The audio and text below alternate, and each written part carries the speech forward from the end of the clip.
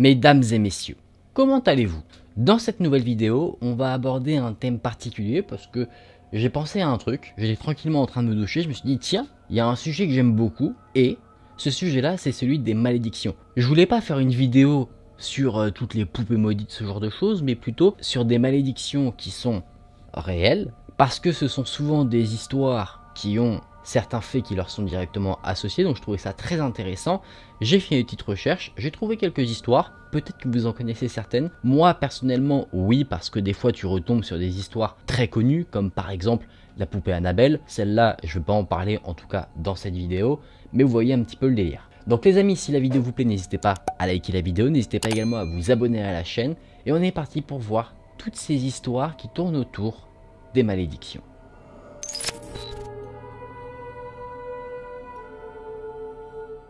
Premier objet dont on va parler, c'est une chaise. Des fois, dans notre logement, on peut avoir une chaise qu'on aime particulièrement. Soit parce qu'elle est super confortable, soit parce qu'elle est dans la disposition parfaite pour être devant la télé, soit c'est notre chaise de bureau, vous avez compris. Et bien en 1702, Thomas Busby a été exécuté. Ça commence bien. Pas exécuté comme c'est gratuitement. Il a été exécuté suite à sa condamnation parce qu'il avait assassiné son père. Il avait également assassiné un autre homme, donc là la sentence est tombée, boum, on veut plus de toi sur la planète, tu décèdes. Sauf que une sorte de légende s'est créée autour de sa mort, comme quoi, avant de mourir, il aurait dit quelque chose. Il aurait dit que la mort tombe sur tous ceux qui osent s'asseoir sur ma chaise. Et après justement le décès officiel de Thomas Busby, on a eu des rapports comme quoi des gens qui auraient utilisé cette fameuse chaise en question seraient décédés. Par exemple, un homme a été retrouvé pendu devant ce qui était le logement de Thomas Busby, peu de temps après qu'il ait été vu assis sur la chaise en question. On dit également que des personnes qui se sont assis sur cette chaise pendant la Seconde Guerre mondiale ne sont jamais revenus de la guerre. Aujourd'hui, cette chaise est dans un musée, donc tu peux plus t'asseoir tranquillement dessus. C'est une chaise qui ressemble à plein d'autres chaises, donc en soi, si tu la mets au bord d'une table avec plein d'autres chaises, tu pourrais t'asseoir dessus, boum, t'es maudit. Mais bon, sécurité avant tout.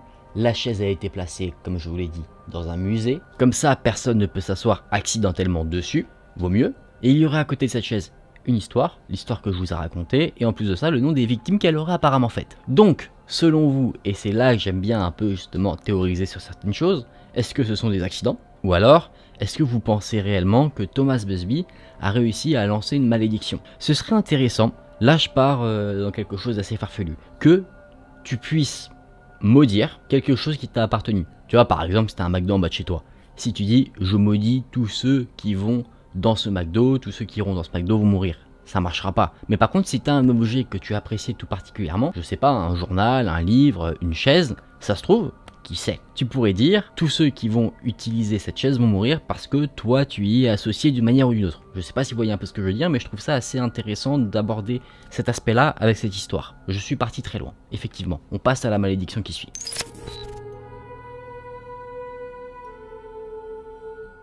Est-ce que vous aimez les objets de valeur? Mais pas des objets de valeur, juste des choses qui coûtent très cher, comme une voiture de luxe, comme une console de jeu dernière génération, comme une super belle télé. Non, quand je dis objet de valeur, je parle d'un rubis, un saphir. Vous voyez, on parle de pierres précieuses.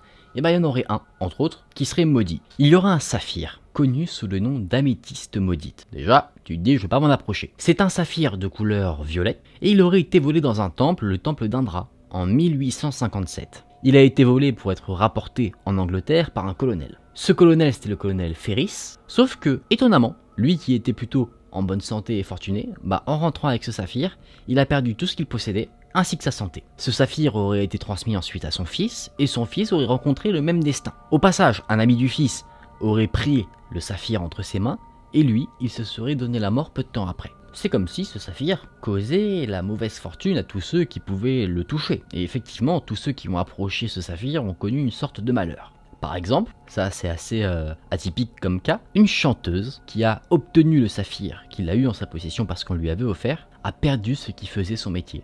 C'est-à-dire qu'elle a perdu sa voix. C'est fou. Aujourd'hui, ce saphir est exposé à un musée à Londres depuis 2007. Et au moment où le conservateur du musée aurait acquis cette pierre pour l'exposer dans son musée, il ne serait pas décédé, mais il aurait rencontré alors qu'il était en voiture une terrible tempête. C'est incroyable comme histoire. Est-ce que ce saphir provoque un malheur mortel, si on peut dire, c'est-à-dire est-ce que ceux qui le possèdent vont dans la plupart des cas décéder, ou alors est-ce que ce saphir va te causer un malheur horrible dans le sens où si par exemple tu es, j'ai une bêtise, hein, quelqu'un qui a pour métier un métier en rapport avec de la course, est-ce que tu vas avoir un accident qui va te couper les jambes? Tu vois, la chanteuse, elle a perdu sa voix, donc après elle pouvait plus pratiquer son métier. Est-ce que, j'ai pas d'exemple en tête comme ça, mais laissez-moi réfléchir 2 secondes, de toute façon je pourrais le couper au montage. Voilà, autre exemple, un dessinateur, peut-être qu'il perd l'usage de ses mains. Vous voyez, est-ce que c'est une malédiction qui est associée à ça, ou c'est t'auras du malheur,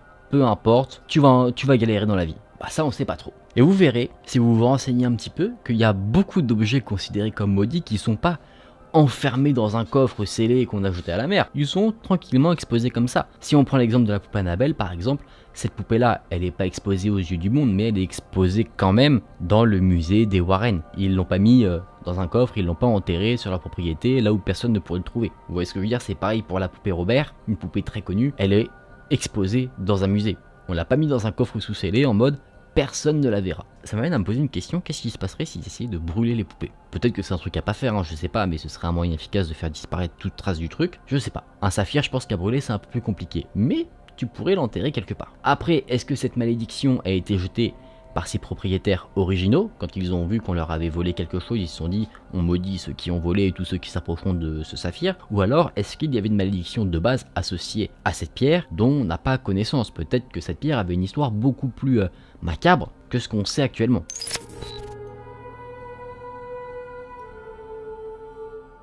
On reste dans les objets un peu atypiques, maintenant on va parler d'un vase, le vase Basano. On ne connaît pas vraiment d'où il vient, un peu comme le saphir dont j'ai parlé juste avant, mais en tout cas ce qu'on dit, en tout cas la petite légende qui s'est créée autour de ce vase dit que une mariée aurait reçu ce vase en cadeau de mariage, mais elle serait décédée la nuit de ses noces, et son corps, quand on l'a retrouvé, tenait le vase contre sa poitrine. Naturellement, au début, personne ne se disait qu'il y avait un problème avec le vase. Les gens pensaient qu'elle avait potentiellement été assassinée, donc le marié, qui ne s'est pas marié du coup, a juré qu'il allait venger sa mort. Et du coup, les membres de la famille de ce marié, que ce soit les enfants qu'il a pu avoir dans le futur ou d'autres personnes, ses frères, sœurs, etc., ont commencé à mourir à chaque fois que l'un d'entre eux prenait possession du vase. Ce vase a disparu, on n'en avait plus aucune trace, mais à un moment donné, pouf, il a fait sa réapparition. Il a fait une réapparition pendant une vente aux enchères. Il a été vendu, pas pour une somme dérisoire, hein, pour 4 millions de livres en 1988. Et qu'est-ce qui s'est passé? Qu'est-il arrivé à l'homme qui a acheté ce vase? Il se trouve que cet homme,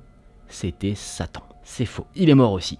Et rapidement après avoir mis la main sur le vase. Après ça, le vase a été acheté par un médecin. Et 3 mois plus tard, le médecin, direction le cimetière. Et de ce qu'on sait concernant ces fameux vases, c'est qu'apparemment, 3 mois, c'est ta date limite de péremption. C'est-à-dire que si tu as le vase, dans les 3 mois, tu meurs. Personne n'a survécu plus longtemps que ça. Aujourd'hui, ce fameux vase, on ne sait pas où il est. Il a disparu de la surface de la Terre. Personne ne sait dire qu'il est dans tel musée, il est dans tel temple, tel endroit.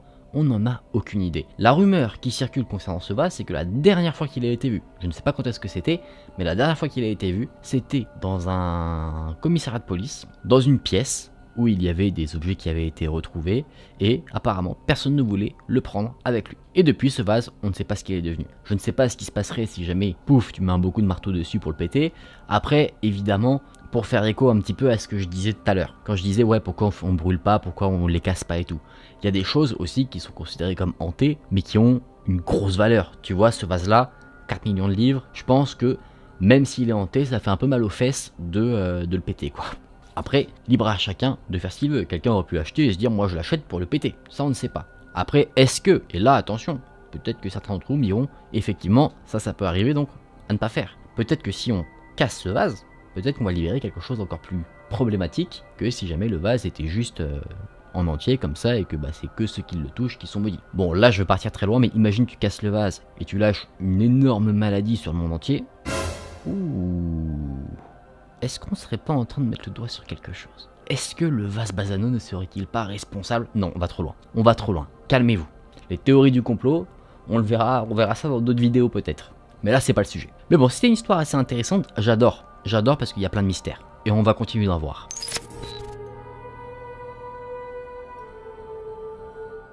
Là, je vais vous parler d'un truc. Personnellement, je le connaissais. Après, je me suis jamais renseigné plus que ça. Mais pour ceux qui aiment bien les émissions, je sais pas, les 30 phénomènes paranormaux étranges, trucs comme ça qui pouvaient passer à la télé, ce dont je vais vous parler là, quasiment à chaque fois on en parle. c'est la voiture de James Dean. James Dean, pour ceux qui ne savent pas, c'était un grand acteur qui est décédé dans un accident de la route. Pendant le tournage d'un film, il a acheté la voiture dans laquelle il est décédé. Une Porsche. Donc, je vous dis le modèle, c'est Porsche 550 Spider. Il a surnommé cette voiture Little Bastard.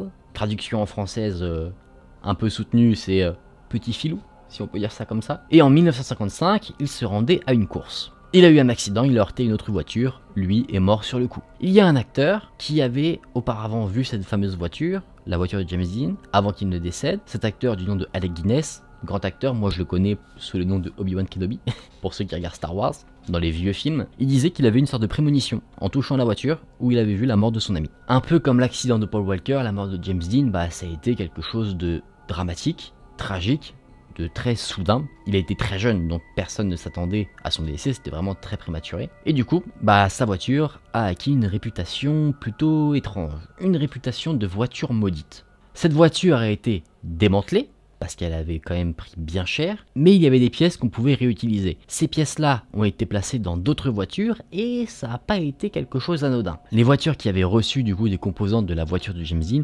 participaient à une course, la même, et pendant cette course-là, les deux voitures se sont écrasées. Elles ont été totalement détruites. Un des conducteurs est décédé, l'autre a survécu. On avait aussi mis les pneus de la voiture de James Dean sur notre voiture, ces pneus à un moment donné ont éclaté, comme ça sans raison. Le reste de la carcasse de la voiture a été exposé et à 2 reprises, la carcasse est tombée sur 2 personnes. Et en 1960, la voiture, pouf, disparue. Et depuis, on ne sait pas ce qu'elle est devenue. On ne sait pas où elle est, personne n'en sait rien. Est-ce qu'elle a été enlevée?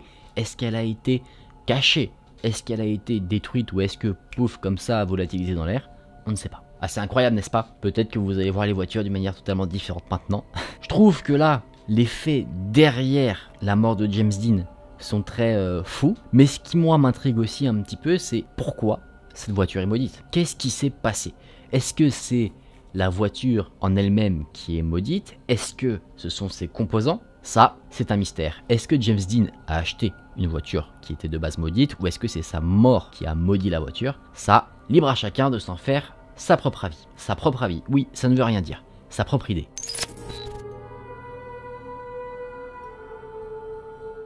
Là, on va voir une histoire plutôt récente, qui date de 2001. En fait, un jeune homme a acheté une boîte pendant un vide-grenier, qui est appelée la boîte d'E-Buck. Après avoir pris possession de cette boîte et l'avoir ramenée chez lui, il a commencé à expérimenter des événements paranormaux. Quoi de mieux quand tu reviens d'un vide-grenier que d'assister à ce genre de choses? Je pense qu'il y a beaucoup de choses de mieux.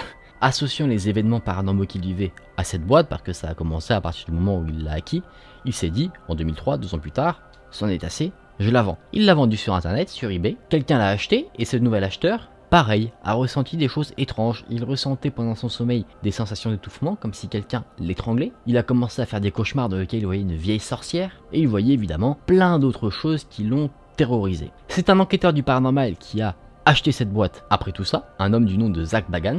Vous le connaissez peut-être, ceux qui ne connaissent pas, c'est un enquêteur du paranormal américain qui participe à l'émission Ghost Adventure. Et en 2020, donc vraiment très récemment, il a filmé de la brume qui sortait de la boîte. Un rappeur connu, Post Malone, a dit que lui s'était approché de la boîte, qui était en possession de Zak Bagans, et qu'il aurait vécu des choses pas étranges. En soi, il n'a pas vu des fantômes ou quoi que ce soit, mais il a eu une série d'événements où il était très malchanceux. Aujourd'hui, cette boîte est exposée dans le musée de Zak Bagans, et elle y est encore. Donc qu'en pensez-vous? Selon vous, est-ce que cette boîte a une histoire? Je sais pas trop, je vous mettrai la vidéo si jamais je la trouve de l'ouverture de cette fameuse boîte. Est-ce que cette boîte aurait servi à faire des rituels, aurait servi à faire des trucs dont on n'a pas connaissance? On ne sait pas trop. En tout cas, ce qui est un peu relou, c'est que mis à part l'achat dans un vide-grenier de cette boîte en 2001, on ne connaît pas son passif. On ne sait pas ce qui s'est passé avant. Et ça, c'est problématique. Parce que moi, j'aime bien savoir et du coup, ça me saoule un petit peu. En vrai, j'aimerais bien avoir une boîte comme ça, un peu mystérieuse, tu sais. Enfin, j'aimerais bien avoir. D'un côté, j'aimerais bien l'avoir. D'un autre côté, j'ai pas envie d'avoir les événements paranormaux chelous sur le côté. Mais je trouve ça assez stylé d'avoir ça, surtout d'avoir un musée du paranormal chez toi. Ça, c'est assez stylé. Je pense que t'as des amis qui voudront plus venir manger chez toi.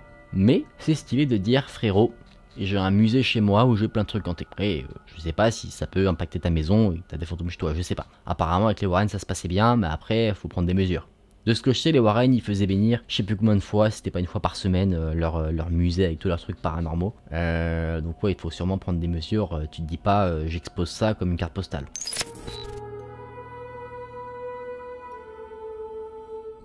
Maintenant, on va parler d'une statue. Une statue qui est censée représenter une femme. Bon, personnellement, j'ai du mal à voir un peu où est la femme, mais c'est de l'art. Cette statue s'appelle la statue des femmes de Lembe, et elle aurait été découverte à Lembe, à Chypre. Elle aurait été découverte en 1878, mais sa conception date de bien avant. C'était il y a très longtemps, 3500 ans avant notre ère apparemment.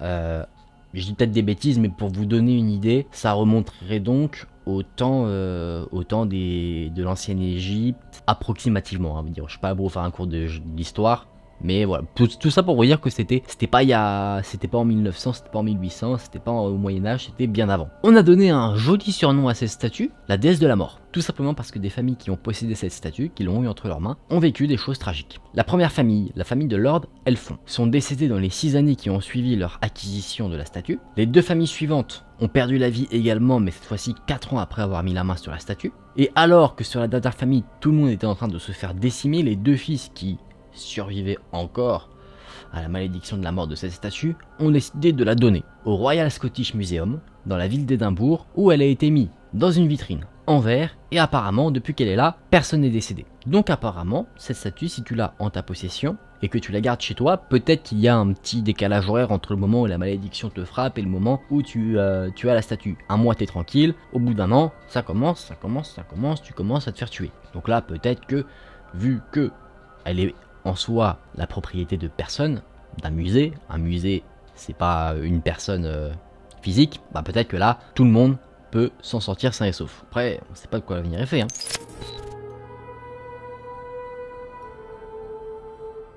On retourne un peu sur les bijoux pour parler du diamant Hope.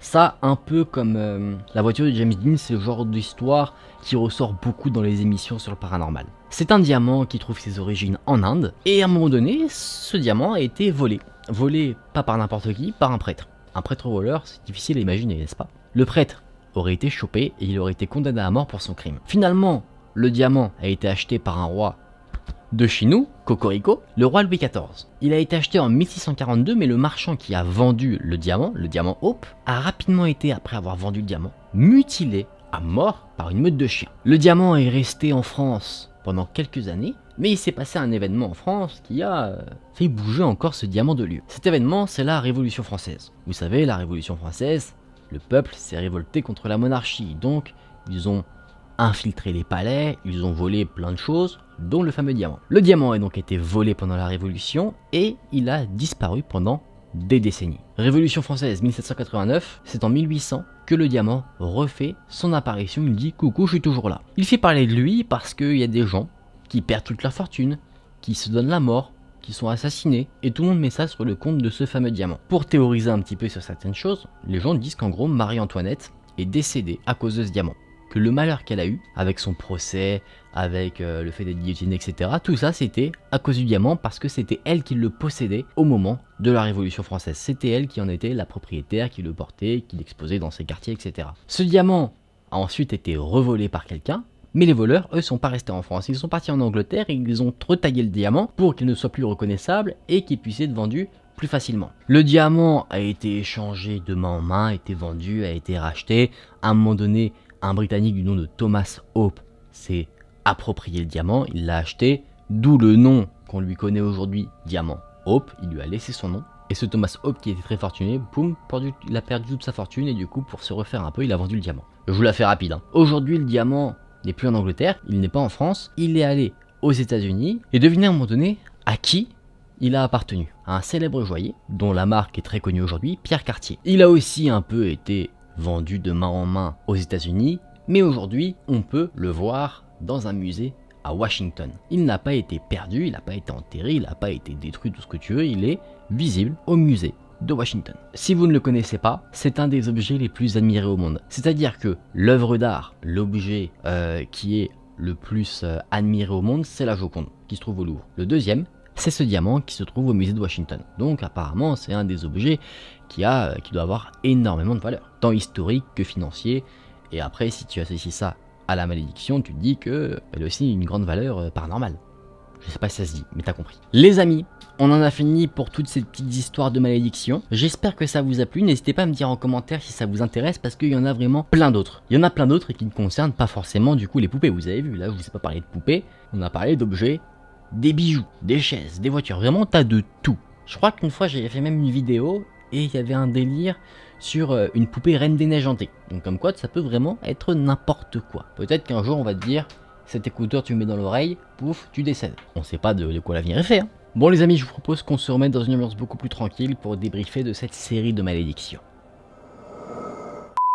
Alors, qu'est-ce que vous en avez pensé? Est-ce que vous aimeriez bien avoir un de ces objets chez vous ou dans votre musée personnel? Moi je vais te donner mon avis. Il y a des personnes qui sont très fortunées, qui ont les moyens d'acheter des œuvres d'art, que ce soit des peintures de Léonard de Vinci, ça peut être des sculptures de grands sculpteurs, et tu vois ils aiment bien mettre ça dans leur bureau, chez eux, ou avoir un musée un peu personnel, et tu te dis ok, moi si j'avais les moyens de faire ce genre de choses, que j'étais milliardaire et que je pouvais payer un tableau 1 million d'euros, de dollars si je pouvais, tu vois, même si j'avais les moyens, si j'apprenais qu'un des objets que j'aimerais bien m'approprier à une histoire comme ça un peu chelou, qui pourrait s'apparenter à une malédiction, bah ce serait sûrement un argument incontestable que je ne le prenne pas. Après j'ai quand même une partie de moi qui me dirait t'as envie de l'avoir, tu vois, parce que ce serait un gros kiff d'avoir une sorte de musée comme les Warren peuvent l'avoir, ou comme le mec de Ghost Adventures, où t'as plein d'objets comme ça, fascinants, très mystérieux, mais je pense que ça demande aussi,